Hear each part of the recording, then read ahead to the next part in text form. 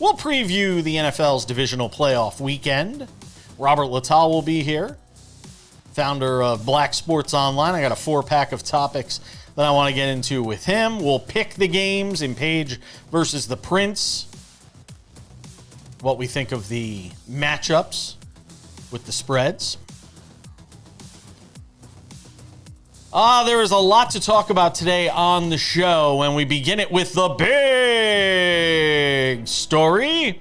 And the big story is a big contract for Kyle Tucker with the Los Angeles Dodgers, the rich getting richer, to the tune of 4 years, $240 million. There are opt-outs in this deal after the second and third year for Kyle Tucker, with about $30 million or so of deferred money. And look, that's the sound of, eyeballs rolling all over the place and jaws hitting the floor around Major League Baseball, as Kyle Tucker is now making more money than Aaron Judge. I want you to let that sink in first and foremost.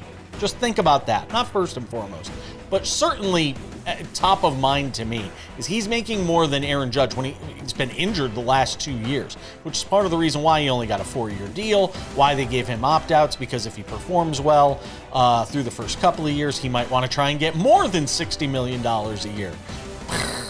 Mind-blowing.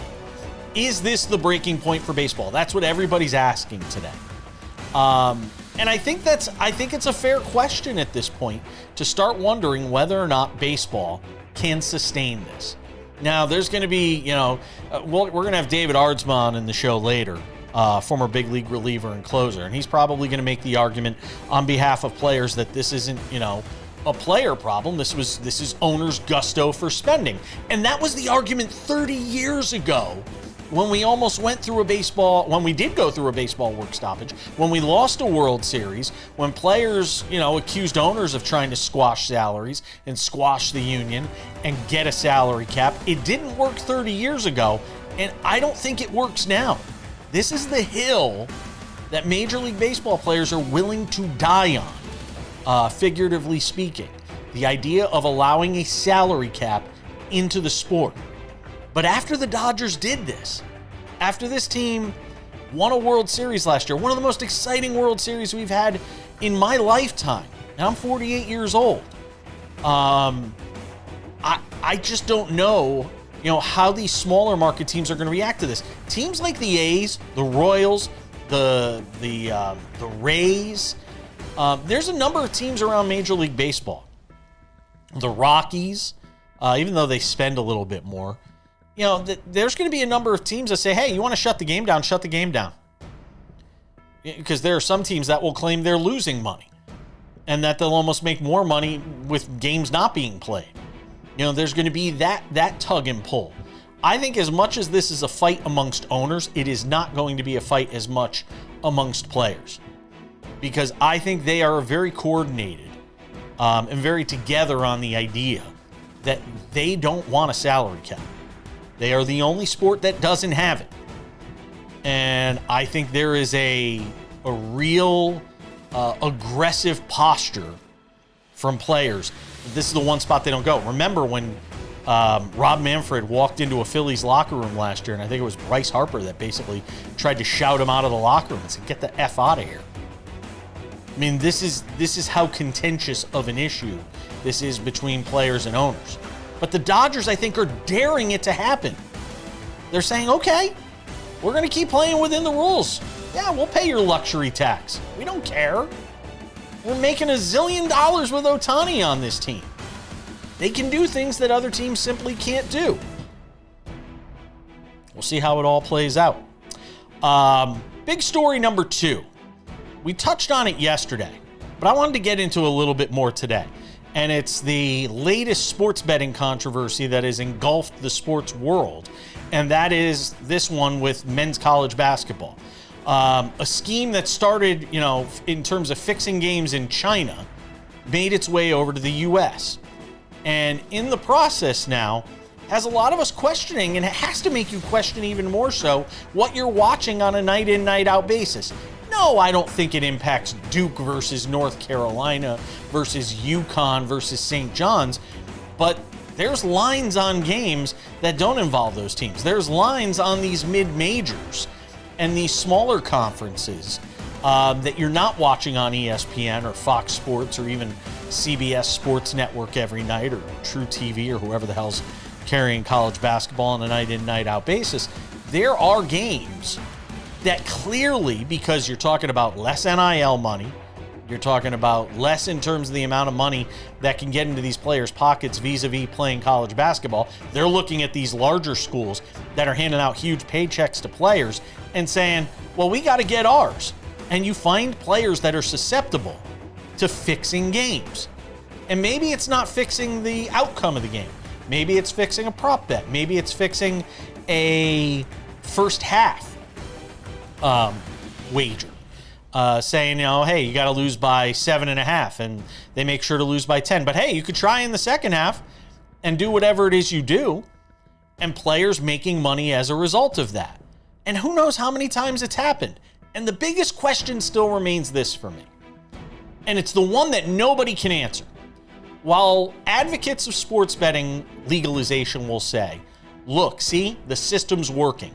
It's catching these weird betting anomalies that can help us figure out when somebody is fixing games or when something nefarious is going on. See, this is the system working. But at the same time, for however many times you catch somebody and you see these federal indictments that are out there, how many are you not catching? The reason guys get caught is because they get greedy. What is the saying? Pigs eat well, hogs get slaughtered, something to that effect. Well, you've got a lot of pigs that are getting fat and may not be getting caught because they don't do it all the time, or they don't do it in such a way where they're going to get caught. And that, to me, still is an underlying problem that nobody can answer. Great, you can show me the ones that are getting caught and say, see, the system works. You can't prove something that you can't show me, which is how many times are guys doing this and getting away with it because maybe they do it as a one-off. And that's the problem. And I don't know how you fix it. Somebody's got to figure something out, because confidence in what people are watching and the results of sporting events, not good. We're coming back to talk more about the Kyle Tucker deal to the Dodgers. David Aardsma, former big league reliever, joins us next.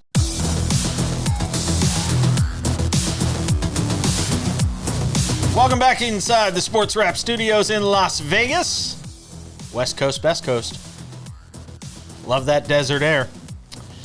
All right. We talked about it in the big story. Let's expand upon it now. Kyle Tucker and the Dodgers ruining baseball. Yay! Let's bring in David Aardsma, Sam Yarnell for the first time on the show today. Ards, what was your reaction when you saw that the Dodgers had signed Kyle Tucker for 4 years and $240 million? I'm wondering if Dodger fans even know this happened at this point. They're just like, oh, well, it's another guy, whatever. And Mets fans everywhere are crying, and Yankee fans are crying, and Blue Jay fans, everyone else is crying. First thought, and I texted this to you, is I didn't know if you wanted to expand upon this theory or if you were going to keep it inside, but go ahead. This is my tinfoil hat moment. Are the Dodgers doing this to purposely get a salary cap? They're the only team that could do this in Major League Baseball at this point and push everybody in one giant basket to get a salary cap, because they just keep signing guys, and not just signing players. They signed the best free agent reliever on the market, the best outfielder, if not position player on the market, and they just won back-to-back World Series. I think they're doing this on purpose. I think they're going out there and getting it. It's just a theory. Again, we heard from the moment of go this offseason that they wanted Kyle Tucker. I understand it.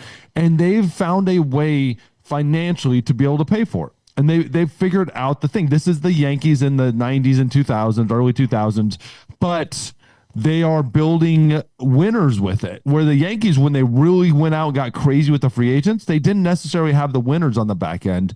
This team is creating winning teams because they're going out there and getting ball players, not just the best player on the market, but the best player that can help their team too. Sam, what do you David, think? as a former player who experienced free agency throughout your career, right? I'm curious to get your perspective on this, because there was a large notion from Met fans and the New York media, which tend to be incredibly prevalent in baseball, right? That the Mets were really in the running for this Kyle Tucker thing. But then, the entire time from the beginning of this saga, we heard it was basically the Blue Jays and the Dodgers. And the entire time there was this overarching feeling of, well, it'll probably come down to the Blue Jays and the Dodgers. From a player's perspective, how much does the franchise that you're going to play for matter? Obviously, the Blue Jays and the Dodgers coming off of World Series runs, the Mets coming off of a historic collapse, the likes we haven't seen the same as in over a century. So does that matter in a player's mind when deciding which team to go to? I think without a doubt, when you're at this point, and let's throw Kyle Tucker out there, I think he's looking at this and picking winners and picking who he wants to win a World Series title with. The Dodgers have done what a lot of teams have tried to do, but they're doing it so much better, where the moment they got Shohei Ohtani, they showed the entire world, entire league, we are here to win baseball games, and we want to build the best environment there is. They've been doing consistent renovations on that stadium. They've been building a winning atmosphere. The moment they brought Andrew Friedman in, they brought a small market minded player or GM who can bring in players and build like that nice little culture. And then they gave him the checkbook. Is what other teams haven't done. They brought those guys in, like the Blue Jays brought guys in just like that, right? But they didn't give him the checkbook. They gave Andrew Friedman the checkbook and said, go for it, but bring the culture. Without a doubt, like if I'm a player, I am circled the Dodgers. I'm screaming Dodgers, Dodgers, Dodgers. What do I have to do to be a Dodger right now? What other team do you want to be on? Every single player on that team is liked. Every single player on that team is a battler. They go out there and play hard every day. There's no one on that team that you just look back and go, they're a little prima donna. They're a little like this, a little that. Blake Snell was probably the only one at one point where we thought that. Diaz maybe a little bit every now and then, but at the same time, like they're gamers, and once they got that Dodger blue on, they've been really quiet. Let's look at the lineup for the Dodgers for the projected lineup for next season. Ohtani leading off because we have people listening on the podcast side, so I'll read it off. Betts batting second, Freeman at first base batting third. Will Smith is in the cleanup spot playing catcher. I feel like I'm doing a play-by-play. Kyle Tucker will bat fifth in right. Teoscar Hernandez in left field batting sixth. Max Muncy at third base batting seventh. Andy Pages in center field batting eighth. And Tommy Edman batting ninth at second base. Pretty good little lineup. That doesn't even mention a guy who we all thought going into last season was going to be one of these new international stars for the Dodgers in Ha-Seong Kim, who's going to be one of their first guys off the bench. Jason, the depth of this team is just shocking. David, I'm curious from your perspective, as I'm sure that during your time playing, there were these gauntlet-like teams. Obviously, no team this good, but gauntlet-like teams. What does it do to the mentality of the teams that have to come into Los Angeles and play a 4-game series and then go on the West Coast road trip from there on out? It is, like you said, a gauntlet lineup. So every single player, you have to be at your best. There's no outs in this lineup right now. Like, looking at maybe like number 8, Tommy Edmonds might be your best chance. Like Teoscar didn't have a great year last year, but the moment he turns that back on, it's over. He was Betts didn't even have a good year last year. Betts didn't even have a great year, and he still had a good year. And it's what it does is it's hard. Every single pitch, every single at bat, every single thing. It's more focused because you have to be doing that on an everyday basis. When you walk out of there, there's usually like a day where you're catching back up because it's just like finally we got over the Dodgers. Okay, next. And then that other game had already played. And so there's going to be times where teams, yes, they're going to play great against the Dodgers, but they're a little let down afterwards because it's so hard every single pitch, every at bat. And I look at this too. The Dodgers, what they did is they paid $60 million a year to make sure Kyle Tucker isn't playing against them too. And that's even better. That might be better than having them on that team, that he's not on any other team in the National League, which he's not on the Blue Jays either. So they put themselves in a position. They got the player, but they made sure nobody else got that player either. David Aardsma is hanging out with us. There's more to get to, including Does this take us to Armageddon? Is this the move? David alluded to it at the beginning about a salary cap, and there's already this pushback that the MLBPA feels like Rob Manfred is trying to force the salary cap down the throats of players. Does this take us to the, right to the precipice here of Armageddon for Major League Baseball? I want to ask David about that.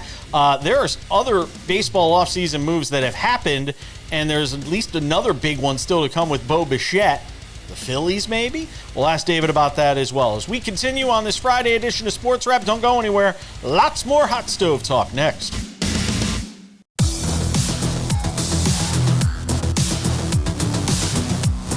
Welcome back to the show. Ain't a show to talk about baseball if this guy ain't here. David Aardsma, former big league reliever, closer, hangs out with us. Sam's here too.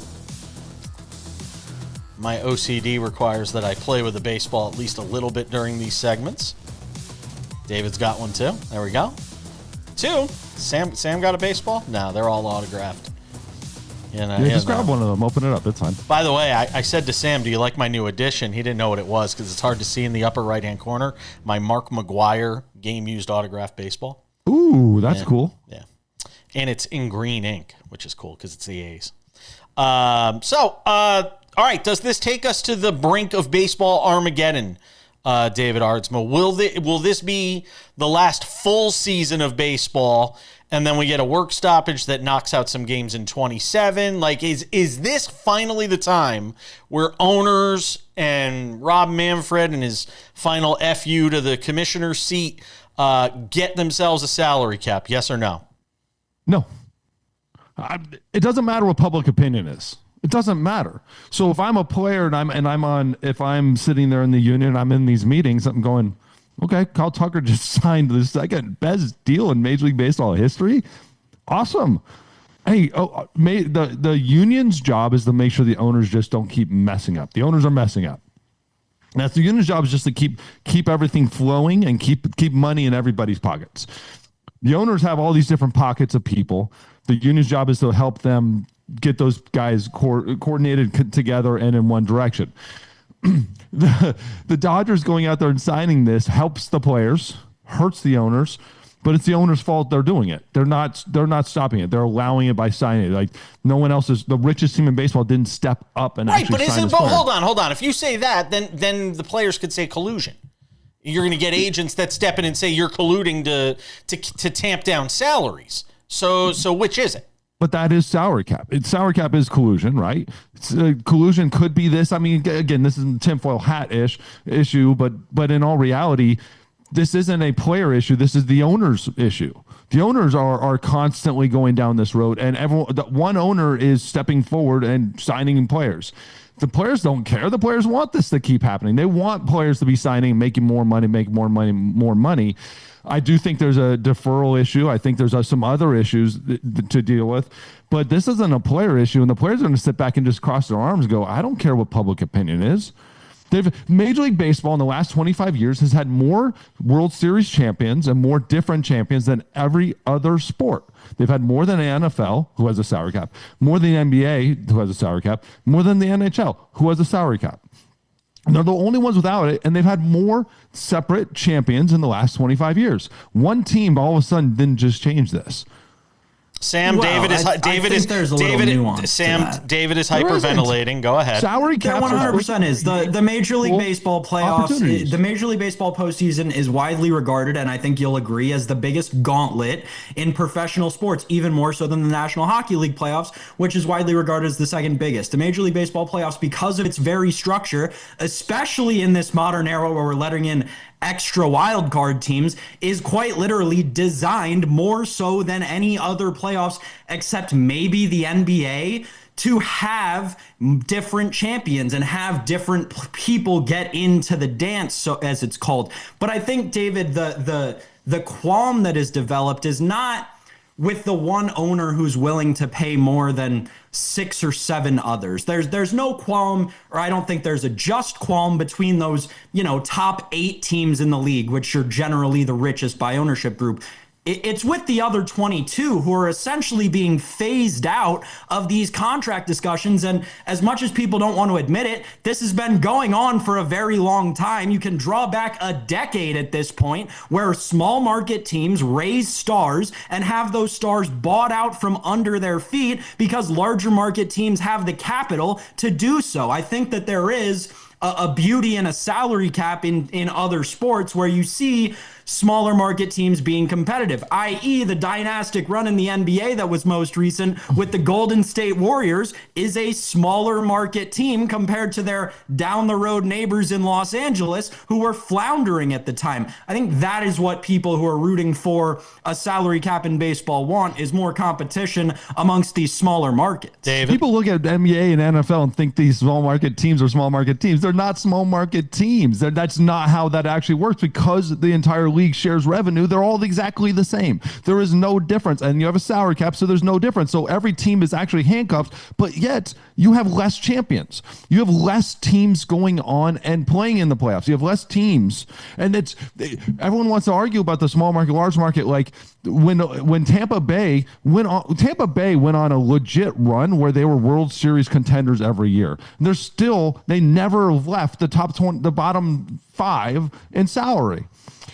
Good teams, the problem is this is the bigger problem here. Really good small market teams understand when they're not going to be able to keep those players, trade them for more talent and build upon it. Right now, we have small market teams that aren't doing that. We have Miami, who's been holding on to pitchers. We got Pittsburgh, who's sitting there and floundering in this weird spot with some of the best pitchers in Major League Baseball, maybe youth history.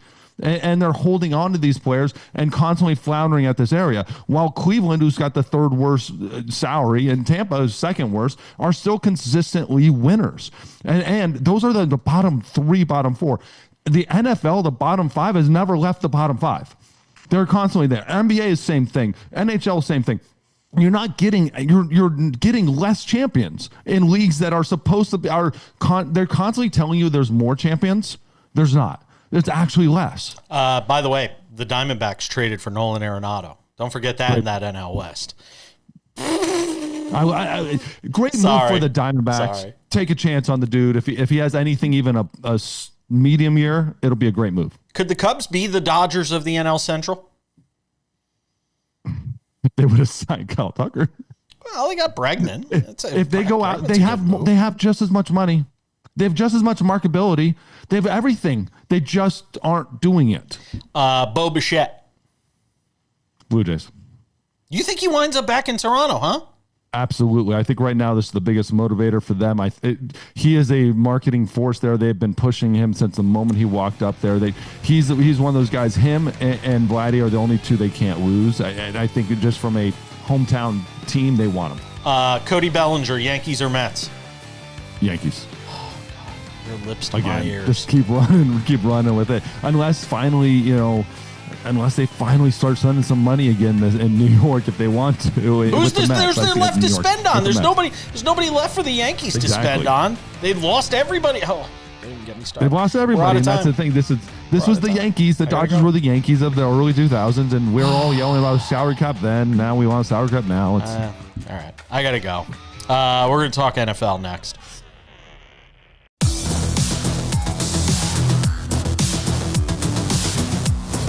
Welcome back to the show. Let's get into some football before Robert Littal joins us in about 10 minutes. The NFL Divisional Round, playoff weekend ahead of us. 4 games to get into. Later on, we'll pick them from the betting perspective. Page versus the Prince. Sam Yarnell. 4 games to run through here. Of the 4, taking your Bills bias, your BB out of it, your Bills blinders, also BB, that works too.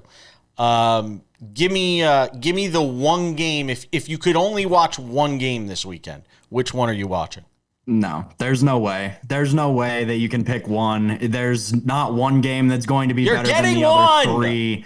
There's no way. Death row. I can't do it. I'll refuse if that's my only option, because these games are going to be great this weekend, Jason, and there's no way that if you're going to watch one of the games, just don't watch any of the games. You either watch more than one or you watch zero. If you're just watching one of the games, you're doing a disservice to yourself. Why do I host a show? I don't even get to pick the topics. Go ahead. Tell me. Then just say something, since you just blew up the first idea of the segment. Boy, good night. Good night, everybody. Like you said, have a great weekend. Game, right? So the Bills and the Broncos game, we won't give our picks now, but I mean, giving the breakdown, you'll have some imagination of which way Jason and I are both leaning. This is a game where everyone keeps talking about the altitude. And Jason, I think my main takeaway from all the preview of the Bills-Broncos game is the only home field advantage that the Broncos seem to have is the air. So I guess home field advantage has kind of been taken out of it, because everyone's seen the stat of how long Josh Allen played at Wyoming, which is at a higher elevation than Denver. So yeah, that's out the window. At the end of the day, the game's going to come down to, can the Denver defense get enough stops? That's what they're going to have to do. Everyone's seen the stats. Bo Nix, 1-8 when the other team scores 17 points and has a winning record. Like, it's going to come down to how many stops can the Broncos defense get against a Bills offense that has 3 rostered wide receivers going into this game. 3 healthy rostered wide receivers after the 2 ACL tears last week. It's going to be a good one, Jason. I don't know if it'll be the best one, but it'll certainly be a good game out in Denver. I trust the Bills more in this spot. That's not to say I trust them a lot. But I do trust the Bills more than I trust the Broncos in this spot. San Francisco and Seattle. We had Damon Bruce on the show this week trying to convince me as to why the 49ers are going to win, and it was just vibes, man. I mean, what we just did last week in Philadelphia after that was basically the answer he gave me, was vibes.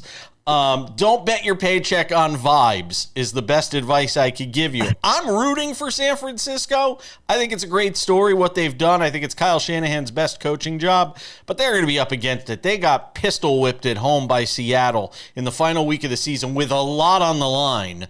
I find it hard to believe that there's suddenly this drastic change from what we saw then to what we see now. I mean, I'm with you. We'll see when the push comes to shove, right? But not cliches. Push comes to shove. There we go. Not when the rubber meets the road. I'll give you that one too. Relying on Jake Tongas and Kyle Juszczyk to play tight end in this game, in a playoff game. It's going to be so hard. I heard someone say something funny about the NFC playoffs, though, and this can parlay into the next game, Jason. But did you realize it's just turned into the NFC West Invitational and the Chicago Bears? Yep. I think that's pretty funny. It is. I agree. We go to Sunday's games. Those are the 2 Saturday matchups. Houston and New England. Who do you trust more in this spot? I still do not trust Drake May. It wasn't like he blew anybody's doors off in that win against the Chargers last week. But do I trust C.J. Stroud coming off a 3-turnover game? I guess it's just who I trust less, not who I trust more. I trust defense. It travels. I trust the Texans, who have been in this spot before. I think there's something to be said for learning how to win these games. I'm going to go with the upset and take the Houston Texans, Sam. I'm not going to pick the game because we're going to do that later in the show. I'm not talking about spreads. I'm just talking about... But I'll say this. I'll say this. This game, you said it there because you were saying all that stuff about Drake May and how you're not going to trust him. And I was thinking to myself, well, you're going to trust C.J. Stroud? I mean, yikes. I'm not saying that I'm the most, that I think this is going to be the best game. I am the most interested to watch this game. This game is the biggest variable to me. It could turn into a gong show. It could also be 7-0 at the end of the game. Yeah, I wouldn't be shocked. I would take the under in that game. Oh my God, why am I giving Paige versus the Prince now? Rams and Bears finishes it out. With Chicago a home underdog after doing what they did last week. They've been the cardiac kids all year. Again, though, is there enough of a resume here from the Rams this season to believe that they're going into Chicago, in Chicago and winning this game, Sam? It's not an easy game to handicap. Just from an analyst standpoint, though, tell me what you think about the Rams and the Bears. I think they're all going to be great games. You are right. I think they're going to have Matthew Stafford singing, "And Ben, I'm back in Chicago, I feel it." But what he's going to be referring to is the Chicago cold. Have you seen the forecast for this game, Jason Page? I think the high is 8 degrees. No chance 40-something-year-old Matthew Stafford and that indoor-laden football team go outdoors in the Chicago cold and win this game. I just don't see it. I know we'll get to our picks in a minute, but I just don't see how they can perform in such brutal temperatures. As my husband likes to say when I say numbers like that, he goes, "Is that Celsius or Fahrenheit?" Robert Littal breaks down the top stories of the week with us next.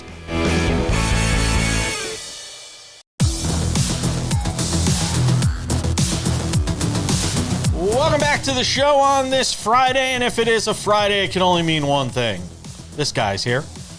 The one and only Robert Littal, the founder of Black Sports Online, hangs out with us every Friday on the show. Normally 2 segments. David Aardsma chewed up one of your segments, so you can blame him for getting shortchanged today.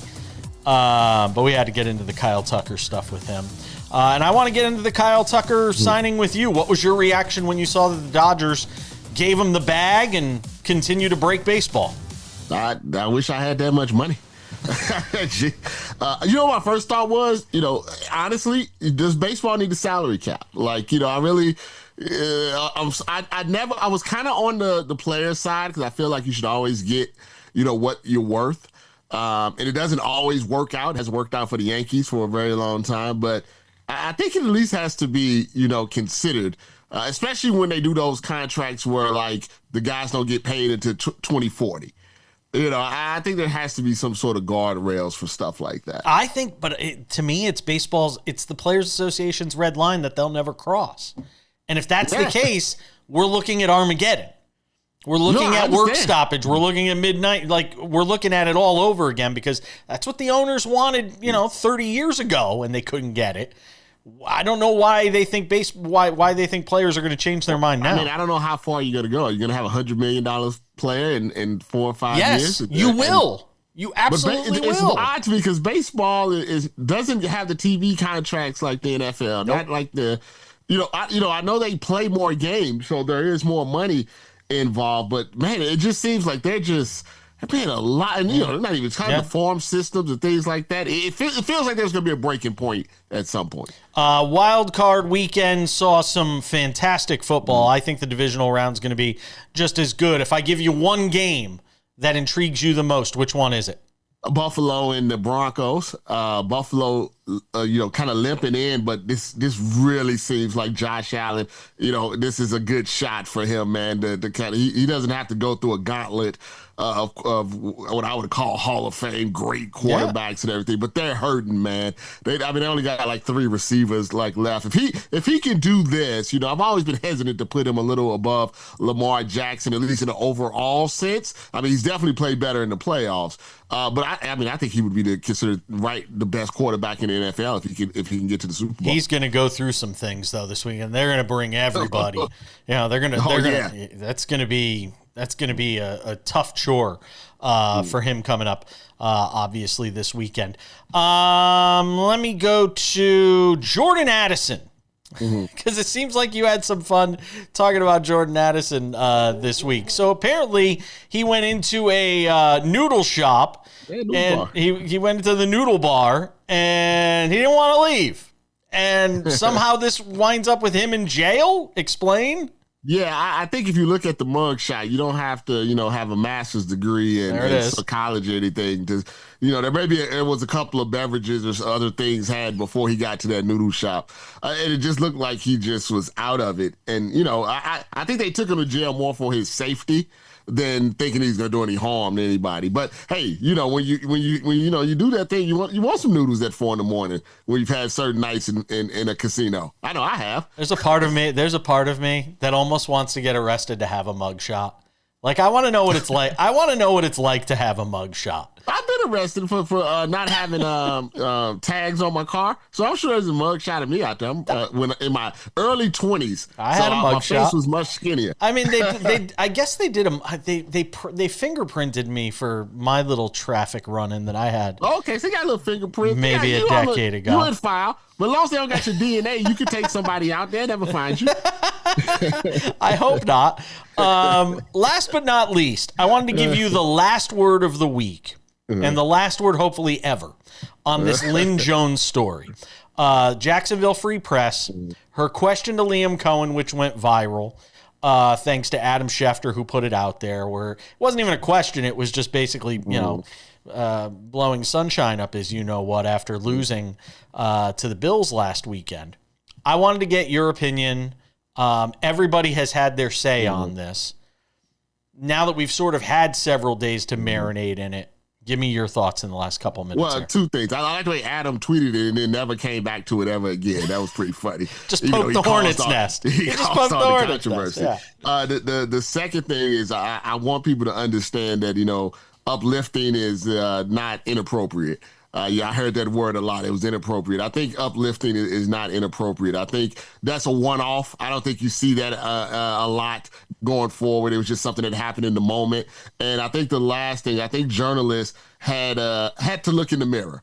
I think all the pushback that they got from people made them take a good look in the mirror of why they were getting that pushback and why some of their attitudes are a little bit antiquated and why people and athletes feel the way about them that they do. Some of them came around and realized, hey, man, I didn't understand what people really thought and listened.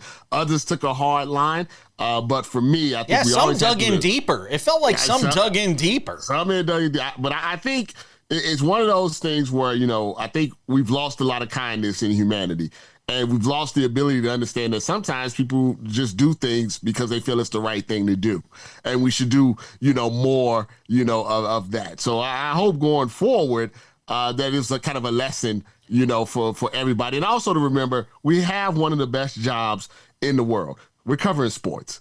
And we should never, ever, ever, no matter how hard we work, how hard it is, everything that we're going through, we always have to keep that in mind that we cover sports for a living. It doesn't get much better than that. My take on it, honestly, was she could have asked him the question or said that to him off to the side. But at the end of the day, it was 19 seconds. Who cares? I just felt like it was such overkill in terms of the way the story was treated. Welcome to 2026, yeah, Jason. I know. Is the thing. It's again a product of social media and everybody needing to have. Everybody has to have an opinion on something.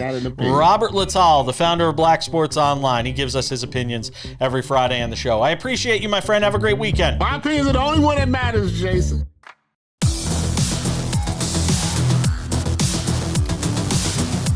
It's just about time to put the wraps on this baby for a Friday. Don't forget SportsWrap weekends on many of these same affiliates. Check your local listing for time and schedule.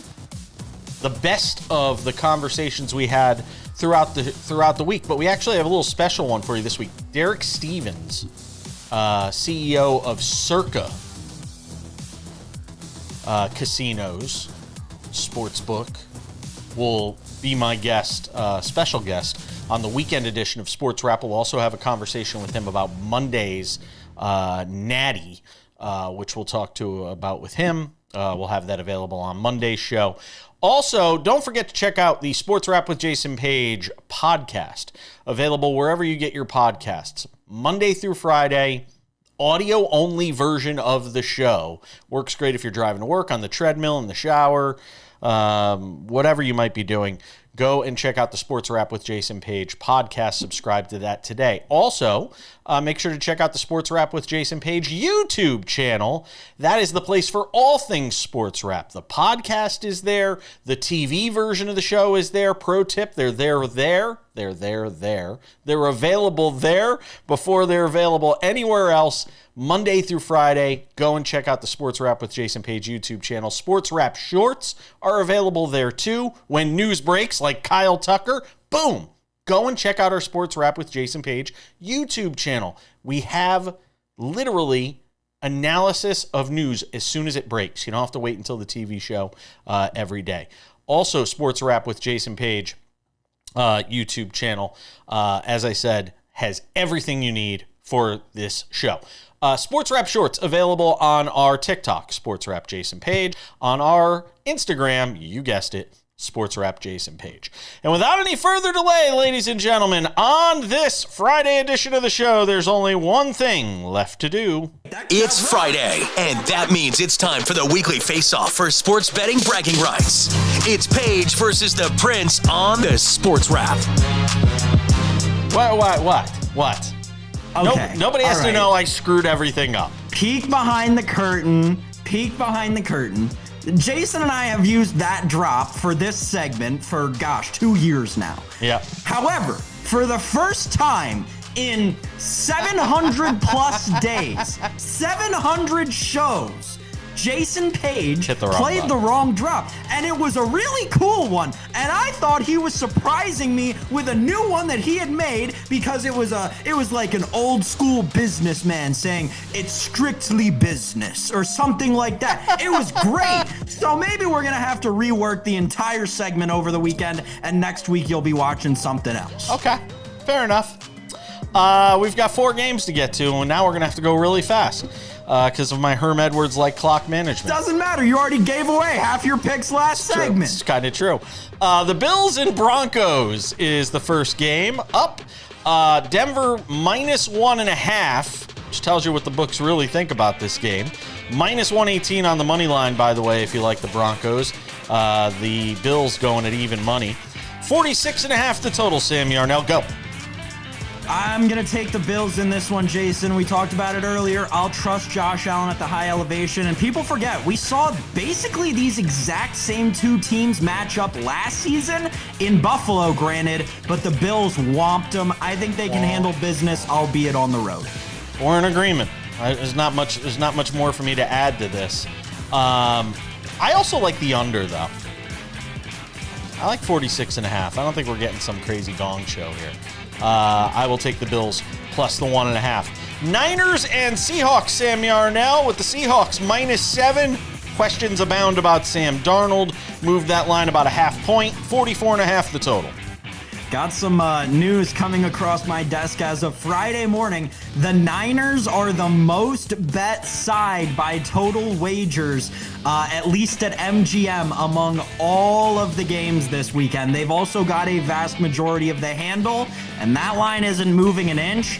I'm taking the Seahawks in this one. I don't like it, but I'm not riding with the public. I'll take Seattle. FanDuel, by the way, percentage of bets on the spread is San Francisco, 67%.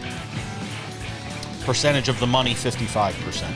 I'm going with Seattle, but I'm holding my nose while I do it. I really don't feel particularly good about Sam Darnold in a big spot, and for good reason. I mean, I'm holding my nose taking the Seahawks -7. I wouldn't touch it. Real quick, yes, a real nice quick teaser that I found over on FanDuel for these 2 games. You can get the Bills plus 7.5 and the Seahawks -1. Put them together, you're only laying -134. That might be my favorite play of the weekend. I like it. Texans and Patriots with the Texans +3, 40.5 the total. Go. My heart's telling me to root for the Patriots because I think the Bills could beat them in the next round. My head's telling me the Texans are going to beat them. I'll go with the Texans in this one, Jason. Yeah, I'm going with the Texans too at +3. The Rams and Bears, hardest game of the week. -3.5. I don't think it will be. Rams -3.5. The total 48.5. You're giving me more than a field goal with Chicago. I will willingly take that. I think they win this game outright. Rams have a chance to throw up all over themselves in this game. I'm reluctantly taking the Rams -3.5. Why? They were my Super Bowl pick before the season started. Fair enough. I mean, what else am I going to do? Does it for us. Thanks to our guests. David Aardsma, surprise guest today. Robert Littal, Sam Yarnell, all of you at home for watching. Enjoy the playoff football this weekend. Jason Page. Catch Sports Wrap weekends. Otherwise, we'll see you back here on Monday. Bye.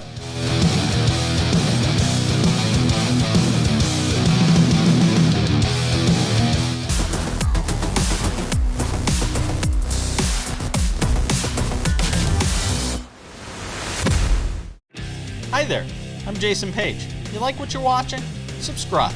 We've got SportsWrap shorts on this channel. We've got the show. We've got clips from the show. What else do you have to do? You probably follow a lot of other things that aren't half as they're not half as exciting as this show is. So what are you waiting for? Click the subscribe button, follow the channel, watch the content. Bye.